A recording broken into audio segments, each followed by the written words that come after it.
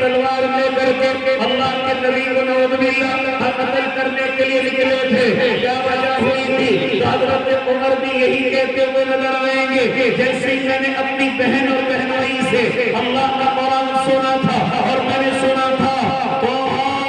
ما انزلنا علیک القرآن لتشقى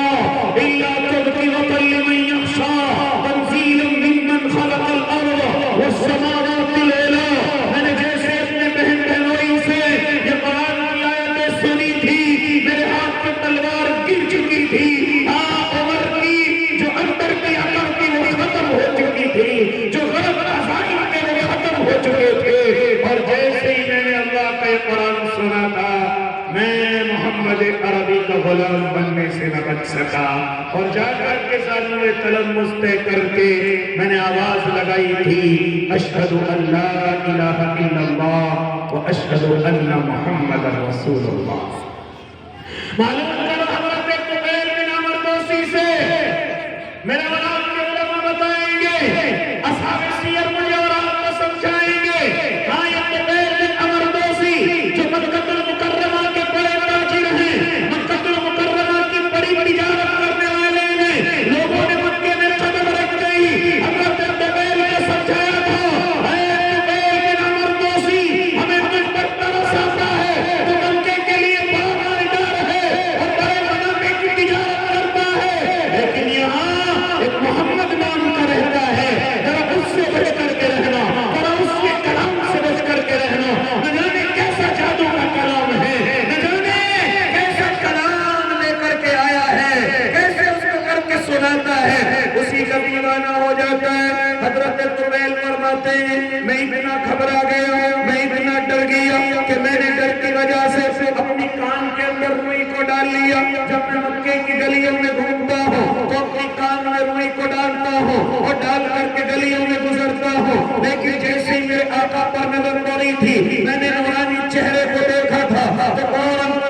میرے دل کے اندر بات آئی, یہ چہرہ جھوٹے کا نہیں ہو سکتا, یہ چہرہ جادوگر کا بھی نہیں ہو سکتا, یہ چہرہ کسی جھوٹے شاعر کا بھی نہیں ہو سکتا. ہاں میں نے اپنے کان کی روئی کو نکالا اور میں نے جیسے ہی قرآن سنا, جیسے قرآن کی آیتیں میرے کان سے نکل کر کے میرے دل تک پہنچی,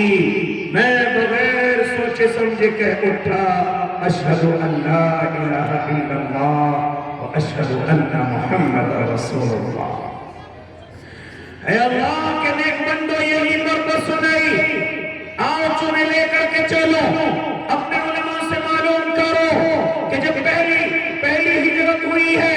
اور مکہ کے کچھ ساتھی مدینہ نہیں بلکہ حبشہ کی طرف گئے تھے, ہاں ان میں حضرت جعفر تیار بھی تھے, ان میں اور بڑے قبائل صحابہ میں سے نام ہیں. اے اللہ کے نیک بندو ذرا معلوم کرو اپنے علماء سے یہ پہلی ہجرت مکے سے حبشے کی طرف ہوئی ہے. ابو سفیان جو ابھی ایمان کے اندر داخل نہیں ہوئے, جو ابھی اسلام کے اندر داخل نہیں ہوئے, بڑے ہڈی اور تحفے لے کر شاہ حبشہ کے یہاں پہنچے تھے, نجاشی کے یہاں پہنچے تھے اور جا کر کے کہا تھا اے نجاشی ہمارے کچھ بھگوڑے تیرے پاس آ گئے ہیں جو اپنے باپ دادے کے دین کو چھوڑتے ہیں, جو اپنے باپ دادے کے دین کو قبول نہیں کرتے اس کو چھوڑ کر کے ایک نئے دین کو تسلیم کرتے ہیں, ایک نئے دین کو ایمان لاتے ہیں. ہائے اپنے باپ دادا کی پرستش کی ہوئی چیزوں کو نکالتے ہیں. اے نجاشی ذرا سن لے, وہ تو حضرت عیسیٰ کو برا کہتے ہیں, حضرت مریم کو متہم کرتے ہیں. اے نجاشی سن لے, یہ لوگ ٹھیک نہیں ہے. اتنا سننا تھا کہ حضرت جعفر کھڑے ہو گئے تھے اور نجاشی کے سامنے زیادہ بڑی تقریر نہیں بلکہ سورہ مریم کو پڑھنا شروع کیا تھا, سورہ مریم کی تلاوت شروع کی تھی اور انہوں نے پڑھنا شروع کیا تھا. ذکر رحمت ربک عبدہ زکریا, یہاں سے پڑھنا شروع کیا. مجلس کے لوگ کہہ رہے ہیں کہ حضرت جعفر پڑھتے جا رہے ہیں, حضرت جعفر قرآن کی تلاوت کرتے جا رہے ہیں. دیکھنے والے دیکھ رہے ہیں کہ نجاشی کی آنکھوں میں آنسو ہیں, نجاشی اپنے آنسوؤں کو نہیں روک رہا ہے. ہزاروں قطار اور آنسوؤں کی لڑیاں بند گئی ہیں. جیسے حضرت جعفر کی تلاوت پوری ہوئی آپ خاموش ہوئے. ہاں لوگوں نے کہا تھا نجاشی کیا ہوا, تو نجاشی نے شور مچا کر کے کہا تھا ابو سفیان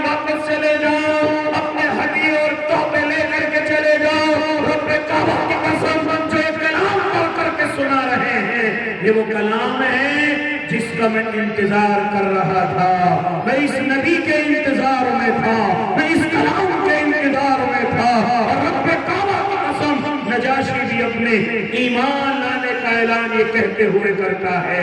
اشہد ان لا الہ الا اللہ و اشہد ان محمد رسول اللہ۔ اے اللہ کے نیک بندو،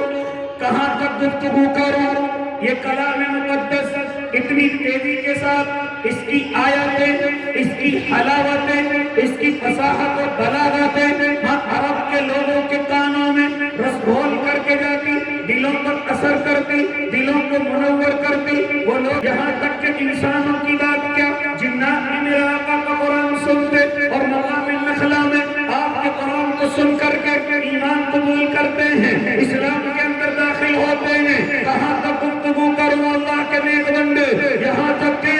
حارث بن نضر نے کوشش کی تھی کہ اپنی کتاب تیار کی جائے، وہ پارس میں گیا تھا، وہ اسفندیار کے قصے لے کر کے آیا تھا اور رستم کے قصے لے کر کے آیا تھا، اور اس نے کوشش کی تھی کہ اللہ کے نبی کے کلام کی مجلس سے بھارت کے لوگوں کو دور کیا جائے۔ اس نے جھوٹی قصے کہانیاں گھڑنی شروع کی، ان کو لکھ کر کے عورتوں کی زبانوں کے ذریعے سے سنواتا تھا، عورتوں کے بدن کے لہرانے کے ساتھ ساتھ ان جھوٹے قصوں کو سنواتا تھا۔ یہ کوششیں کی گئی لیکن ناکام رہی، ناکام رہی، کیونکہ اللہ کا قرآن ہے، جہاں پڑھا جائے گا، جہاں محنت ہوگی، انشاءاللہ العظیم یہ اپنا اثر اس زمین پر ضرور دکھائے گا۔ اس لیے اللہ کے نیک بندو، آج بھی پھر کوشش کی گئی، یہاں تک کہ جب میرا اور آپ کا وطن عزیز جب ظلم کے شکنجے کے اندر ہے، جب غلامی کی زنجیروں کے اندر ہے اور ہر تحریک جنم لے رہی ہے اور علماء بڑی قربانیاں پیش کر رہے ہیں، تو ایسے وقت میں انگریز ایک میٹنگ بلاتا ہے، ایک مشورہ بلاتا ہے، وہ لوگ ذرا یہ بتلاؤ ہم ہندوستان کی سرزمین پر کامیاب نہیں ہو رہے، اس کی وجہ کیا ہے؟ ہاں ذرا بتلاؤ، ہم ایک تحریک کا سر کچلتے ہیں، دوسری تحریک جنم لے لیتی ہے، اس کی وجہ کیا ہے؟ تو لوگوں نے بتلایا عقل کے طورے، اس زمین پر قرآن پڑھنے والے موجود ہیں، جہاں قرآن پڑھائے جاتے ہیں وہ مدارس اسلامیہ موجود ہیں، علماء کی مقدس جماعت موجود ہے۔ جب تک یہ چیزیں وہاں رہیں گی تو کبھی کامیاب نہیں ہو سکتا، تو اپنی سازش کو نہیں پھیلا سکتا، تو اپنے اتنے میں کبھی بھی مکمل اور اکمل نہیں ہو سکتا۔ انگریز نے پھر وہ سازشیں رچی ہیں کہ قرآن کے نسخوں کو جلایا ہے، قرآن کے نسخوں کو وہ پانی کے اندر لے کر کے غرق کرنے کے لیے پہنچا ہے۔ اے اللہ کے نیک بندو، جب اس سے بھی اس کا دل نہ بھرا تو جن کے سینوں کے اندر یہ قرآن تھا ان کو تختہ دار پر چڑھاتا چلا گیا، خنزیروں کی کھال میں لپیٹ کر کے شعلوں پر جلاتا ہوا چلا گیا۔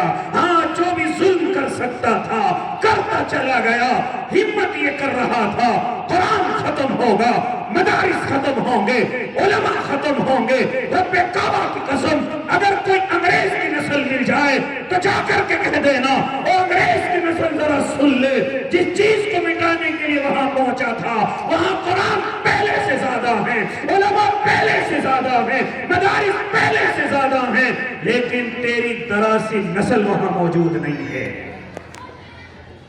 اس لیے اللہ کے نیک بندو، آج بھی سازشیں کم نہیں ہیں، آج بھی اس قرآن کو ختم کرنے کے طور طریق کم نہیں ہیں، بلکہ بڑی تیزی کے ساتھ اس پر محنت ہو رہی ہے، بڑی تیزی کے ساتھ اس پر خرچ کیا جا رہا ہے، لیکن نہیں کر سکتے، نہیں کر سکتے، کیونکہ اس کی حفاظت کا ذمہ میرے اور آپ کے اللہ نے لے رکھا ہے، کسی انسان کی ذمہ داری میں نہیں رکھا، کسی فرشتے کی ذمہ داری میں نہیں رکھا، بلکہ میرے اللہ نے اس کی خود ذمہ داری لے رکھی ہے۔ اِنَّا نَحْنُ نَزَّلْنَا الذِّكْرَ وَإِنَّا لَهُ لَحَافِظُونَ، ہم نے اس قرآن کو اتارا ہے اور ہم ہی اس کی حفاظت کرنے والے ہیں، اس کی ذمہ داری میرے اللہ نے لے رکھی ہے، اور پھر یہ ذمہ داری اپنے نبی کو اور نبی کے ذریعے صحابہ کو اور صحابہ کے ذریعے ذمہ داری تابعین اور تبع تابعین کو، اور پھر یہ ذمہ داری علماء کے سروں پر ہے، علماء کے کاندھوں پر ہے، اور علماء بڑی امانت کے ساتھ، بڑی دیانت کے ساتھ اس ذمہ داری کو نبھائے ہوئے ہیں اور اس ذمہ داری پر محنت کر رہے ہیں. ہاں بڑے بڑے مدارس اسلامیہ کے جال پھیلائے ہیں, بڑی بڑی دعوت و تبلیغ کے ذریعے سے قرآن کی محنت پر عمل کیا جا رہا ہے, بڑی بڑی خانقاہوں کے ذریعے دل کو صاف کر کے قرآن کو سینوں کے اندر پیوست کیا جا رہا ہے. اے اللہ کے نیک بندو, علماء اپنی ذمہ داری پر آج بھی امین ہیں, آج بھی دیانتدار ہیں, آج بھی اپنی رات اور دن, آج بھی اپنی توجہ اسی قرآن مقدس پر لگائے ہوئے ہیں کہ زیادہ سے زیادہ اللہ کے قرآن کی حفاظت کی حصے داری ہمارے حصے میں آ جائے, ہم اس کی حفاظت کا ذریعہ بن جائیں. کہیں مدارس کے ذریعے, کہیں مکاتب کے ذریعے دنیا کو ایک طرف ڈال دیا گیا, کارخانے اور کمپنیوں کی محنت کو ایک طرف ڈال دیا گیا, کھیتی کھلیانوں کو بھول گئے, اپنے بیوی بچوں کو دیتے ہوئے کئی زمانے ہو جاتے ہیں. لیکن یہ اللہ کے بندے قرآن مقدس پر محنت کرتے ہوئے جا رہے ہیں, جس کا نتیجہ یہ ہے کہ ہر سال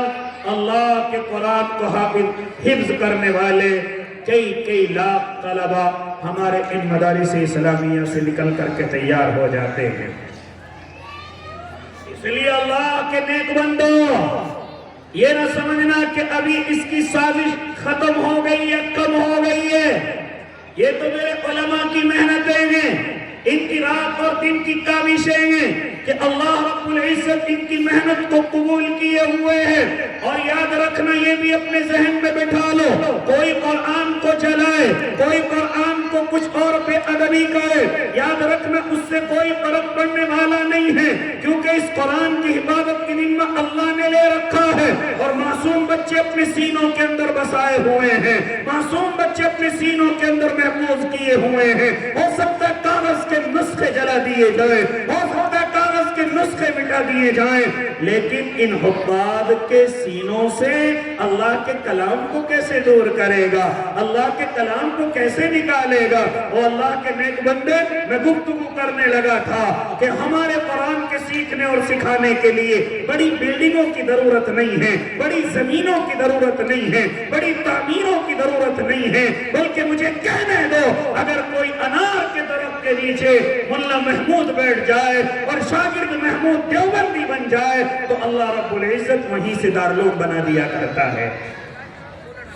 اللہ رب العزت وہیں سے دارالعلوم تعمیر کر دیا کرتا ہے کہ جس کا پیر پوری دنیا کے اندر جاری اور ساری ہو جاتا ہے. اس لیے اللہ کے نیک بندو, آج مجھے ذرا اس چیز کو کہنے دیجئے کہ ڈر اس چیز کا نہیں, قرآن ختم ہو جائے گا, کسی کے اندر طاقت نہیں, بڑی بڑی طاقتیں محنت کر کے جا چکی ہیں, بڑی بڑی سازشیں ناکام ہو کر کے زمین دوز ہو چکی ہیں. کوئی قرآن کریم کو نعوذ باللہ نہ ختم کر سکتا ہے, نہ کسی کی طاقت ہے. لیکن ڈر کس چیز کا ہے, ذرا اس ڈر کا اظہار بھی کر لیا جائے. ڈر کس چیز کا ہے, ڈر اس چیز کا جو میرے علماء بیان کرتے ہیں, ڈر اس چیز کا ہے کہیں اس قرآن کی اہمیت امت محمدیہ کے دل سے نہ نکل جائے, امت محمدیہ کے دلوں سے نہ ختم ہو جائے, کہیں اس قرآن کی اہمیت و فضیلت ہاں دنیا کے مسلمانوں کے دلوں سے نہ ختم ہو جائے. جیسے کہ آج تیزی کے ساتھ لاک ڈاؤن کا زمانہ ختم ہوا, ہم دیکھ رہے ہمارے طلبہ میں کمی آئی ہے, ہمارے طالب علموں میں کمی آئی ہے, ہم نے دیکھا ہے ماں باپ کے شوق اور ذوق میں کمی آئی ہے. اکثر مدارس اسلامیہ کا جائزہ لیا گیا, طلبہ کی بڑی تیزی کے ساتھ کمی نمودار ہو رہی ہے. اے اللہ کے نیک بندو, اس قرآن پر کبھی غیروں کا خطرہ نہیں تھا, اس قرآن کو ختم کرنے والے کبھی غیر ہو ہی نہیں سکتے. لیکن ڈر اس چیز کا ہے, اگر میرے اور آپ کے دلوں سے اہمیت ختم ہو گئی اور فضیلت ختم ہو گئی اور میں نے اور آپ نے اس قرآن پر جان اور مال لٹانا بند کر دیا, اپنی اولادوں کو قربان کرنا بند کر دیا, تو پھر وہ روایت بھی سن لیجیے.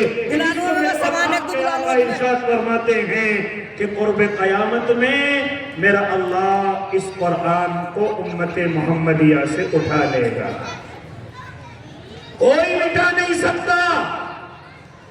کوئی تبدیلی نہیں کر سکتا, اور کوئی اس قرآن کے اندر کمی بھی پیدا نہیں کر سکتا. لیکن اللہ کے نیک بندے, ڈر وہ نہیں, ڈر اس چیز کا سے اہمیت کم ہو گئی، میرے اور آپ کے دلوں سے ہاں اس کا وزن نکل گیا، تو کہیں ایسا نہ ہو کہ اللہ ناراض ہو جائے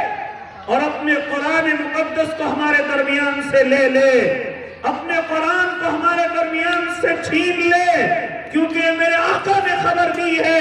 کہ میرا اللہ قرب قیامت میں اس قرآن مقدس کو ہم سے لے لے گا۔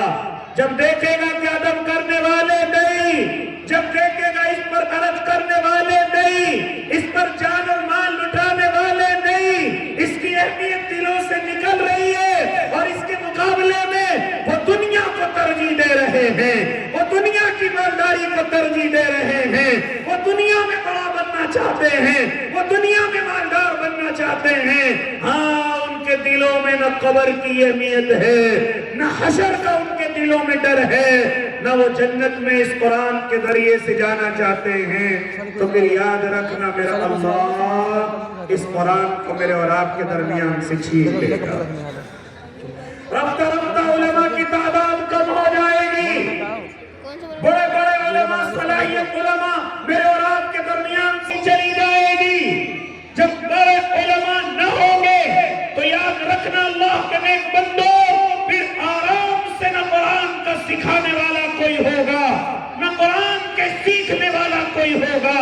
یہاں تک کہ ایسا وقت آ جائے گا کہ لوگ اگر کلام کو سنیں گے تو یہ کہیں گے کہ کچھ سنا ہوا سا لگ رہا ہے، یہ کہیں گے کہ ہمارے باپ دادا اس کو پڑھا کرتے تھے، یہ کہیں گے کہ الفاظ تو ہم نے اپنے بڑوں سے سنے تھے۔ ایسی حالت امت محمدیہ کی ہو جائے گی۔ اس لیے اے اللہ کے نیک بندو، قابل مبارکباد ہیں وہ ماں باپ جن کی اولادیں حافظ ہو رہی ہیں، جن کی اولادیں عالم بن رہی ہیں، جن کی اولادیں اللہ کے قرآن کی خدمت میں لگی ہوئی ہیں، جن کی اولادیں، یاد رکھنا خالی ان اولادوں کی قربانی نہیں بلکہ قربانی ماں باپ کی ہے، خالی ماں باپ کی نہیں بلکہ قربانی معاونین کی بھی ہے، قربانی تمام متوسلین کی بھی ہے، تمام متعلقین کی بھی ہے، یعنی ان تمام قربانیوں کو لگا کر حافظ قرآن تیار ہوتا ہے، عالم دین تیار ہوتا ہے۔ اس لیے قابل مبارکباد ہے وہ ماں باپ جو آج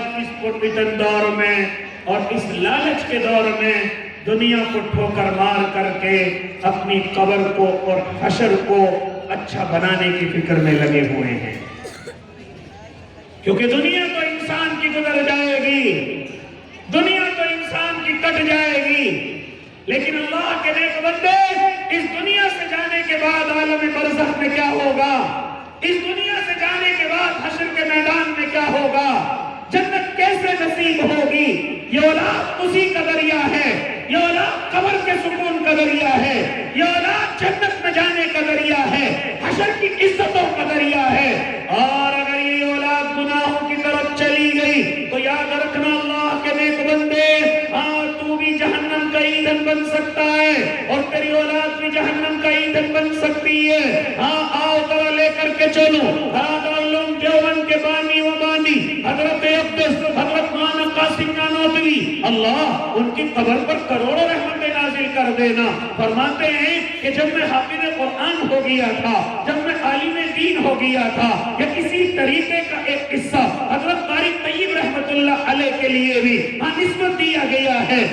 اپنے والد محترم کی خدمت میں پہنچتے تھے تو والد صاحب دیکھ کر کے بڑے خوش ہوتے تھے، فرماتے تھے بیٹے اللہ نے تجھے عالم بنایا ہے، اللہ نے تجھے مولوی بنایا ہے، اللہ تجھے دولت بھی دے گا، اللہ تجھے عزت بھی دے گا، اللہ تجھے شہرت بھی دے گا۔ فرماتے تھے بیٹے میرے تینوں چیزیں کسی کام کی نہیں ہیں، یہ تینوں چیزیں مرنے کے بعد میرے کسی کام کی نہیں ہیں، نہ تیری دولت میرے کسی کام کی، نہ تیری عزت میرے کسی کام کی، نہ تیری شہرت میرے کسی کام کی۔ آنکھوں میں آنسو بھر لایا کرتے تھے، حضرت کو معلوم کرتے تھے ابا جان آپ کے کام کی کیا چیز ہے، تو فرماتے تھے بیٹا میں نے تجھے حافظ بنایا ہے، میری تمنا یہ ہے کہ جب میں دنیا سے رخصت ہو جاؤں تو ایک بارہ میری قبر کے پاس آ کر کے پڑھ دیا کرنا، صرف میرے کام کی یہ چیز ہے، صرف میرے کام کی یہ چیز ہے۔ اے اللہ کے نیک بندوں مجلس میں بیٹھنے والوں، کیا ہم نے بھی کوئی ایسی تیاری قبر کے لیے کر رکھی ہے؟ کیا ہم نے کوئی ایسی تیاری حشر کے لیے کر رکھی ہے؟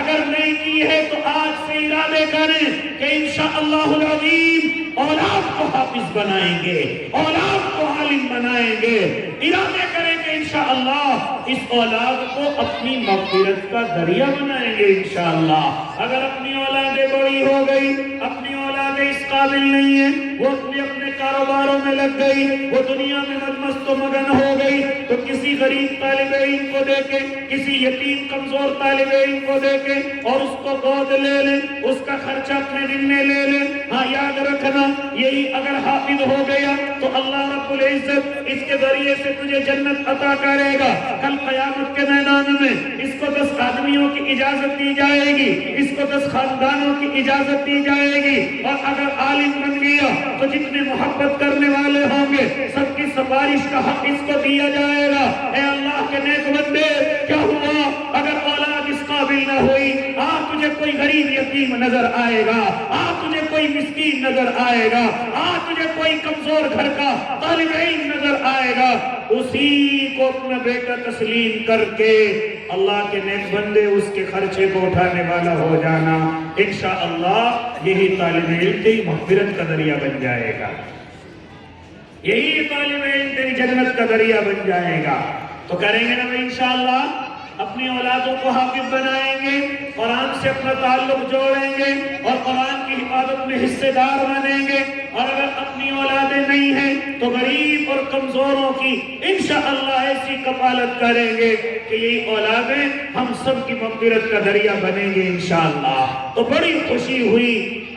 حضرت مولانا اسرار کے اس مدرسے میں آ کر کہ جس میں تقریباً 8 طالب علم حافظ ہوئے، 4 طالب علم درجہ 4 سے فارغ ہو کر کے انشاءاللہ بڑے ادارے کی طرف رواں اور دواں ہوں گے۔ اللہ ادارے کو خوب غیب سے اس کی مدد فرمائے، ان کے عزائم کو اللہ غیب سے مکمل فرمائے۔ اسی لیے اللہ کے نیک بندوں، میں اپنی بات کو یہی مکمل کر رہا ہوں، لیکن مکمل کرنے سے پہلے اگر واقعی میں آپ اس مدرسے سے محبت کرتے ہیں، ان طلبوں سے محبت کرتے ہیں، تو جو بھی کچھ اپنے ادارے کے لیے یا قرآن کی حفاظت کے لیے اس پرفتن دور میں خرچ کرنا چاہتے ہو تو کھڑے ہو کر کے آؤ۔